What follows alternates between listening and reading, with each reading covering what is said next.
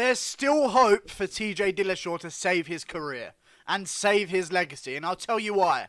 Name me a cyclist. Nah. Name me a cyclist that's not called Lance Armstrong. Who's the best cyclist in the world? He can save his legacy and it's not over yet, okay? And here's how he can do it. He can come back and he can win a few in a row without EPO. And here's how he needs to play the whole thing.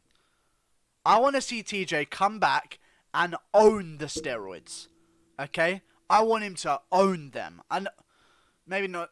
I want him to own the performance-enhancing drugs that coursed once through his veins.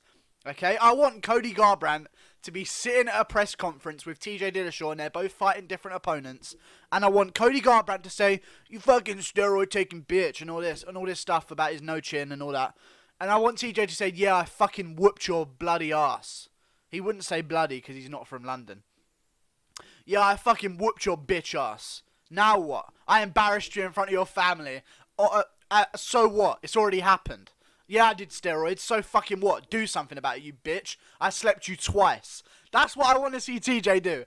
A lot of people right now are trying to take the high road. Okay, they're trying to take the moralistic approach. Absolutely uncontrollable, man. This is absolute disgrace. None of them care. None of them care about the fighters that TJ's beaten if he was on the drugs. So far, we know he was on them for the Cody fight, the second Cody fight, and the Cejudo fight. That's all we know so far. However, a lot of people in the world of MMA are taking the approach of, look at the careers he's destroyed. Think about the children, you know, like no one really cares. You're trying to seem like a nice guy to your fans. I'm taking this approach. This is great stuff. TJ's going to come back and it's going to be a very long-awaited return. And I want to see who he fights for his title shot. I really do. He's not a young guy. But I think he's going to come back and I want him to own the fact that he's a steroid cheat. Because if there was a guy to cheat knowingly in the UFC, it would be TJ Dillashaw. Okay? He is the snake in the grass, needle in the ass. You know what I'm saying? I want him to own it. I don't want him to come back and John Jones it like I've seen the Lord and he said to me and he burnt this bush in my garden and he said, "You're a good man, John." And I went, "Oh, I'm cured. I won't kill innocent women anymore." You know what I'm saying? I don't want him to go down the John Jones route. I want him to go down the route. I don't want him to be apologizing and saying, "Look, I've fought my demons. I've come through them. You know, the Lord shined down on me and, you know, I realized I'm a good man and I'm going to do this for all of my kids." And I want TJ Dillashaw to come back and say, "Yeah, it was a loophole. I took the loophole and I fucking slept you." I want him to talk shit to Cody. I just want him to be a badass when he comes back. You know what I'm saying? I'm sick of TJ because there's a few guys where they try and be the nice guy. They try and be the nice guy, but it doesn't work out for him. You can see kind of through it a little bit. You know, they're too nice almost. Like Sage Northcutt, wouldn't surprise me if in about 2 years' time he's murdered someone. You know what I'm saying? Because they're a bit too nice sometimes. I don't want TJ Dillashaw to come back and apologise. I don't want that. Because that does nothing for him. I want him to come back and I want him to fucking talk shit and own the steroids that course through his veins. That's what I want. I want him to talk around it. You know what I mean? Like someone would say, "Yeah, the only reason you beat me was because of fucking EPO." And I want him to go, "Well, you know, you slept in the first round. How did the endurance work then? I slept you in the fucking first round, you little bitch." I want him to be a cunt when he comes back into the UFC world. And I can't wait for it. I don't know about you guys, but this might be the most excited I've been to see TJ Dillashaw fight. 2 years from now, he's going to fight someone, and who knows what the landscape of the division's going to look like then.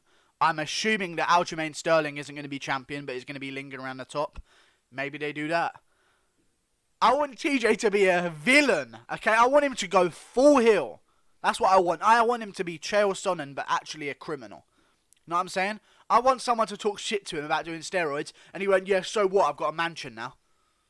You know what I mean? I want him to do that. "Yeah, so what? Kids in college. I do what the fuck I want. I took my punishment.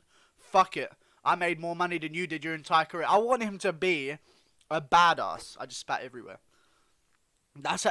When I'm spitting, I'm getting excited, boys. You know what I'm saying? I want TJ to come back, and I want him to just own it. I want him to be the bad guy. You know what I mean? Because as much as people say his legacy is destroyed, if he comes back and takes the belt again, because in my opinion, he didn't need EPO to take the belt. But if he comes back and takes the belt again, who cares? You know what I'm saying? Name me a fucking cyclist that isn't called Lance Armstrong. You know what I'm saying? Anderson Silva. Is his legacy destroyed? Will John Jones' legacy be destroyed after he finishes fighting?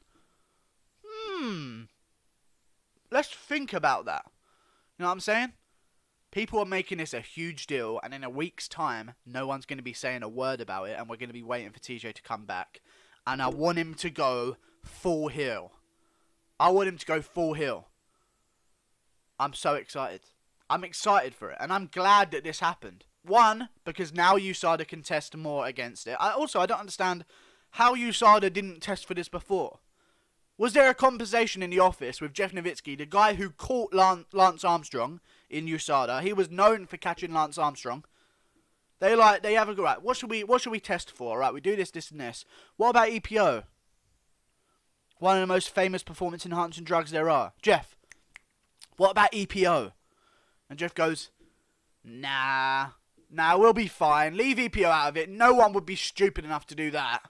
You know what I'm saying? Like, I don't know how they've all of a sudden, now we're going to start testing for this. This drug that's been around for fucking years and years, and you caught someone for 7 years ago. But yeah. I can't wait. See you later. Bye, guys. Team TJ.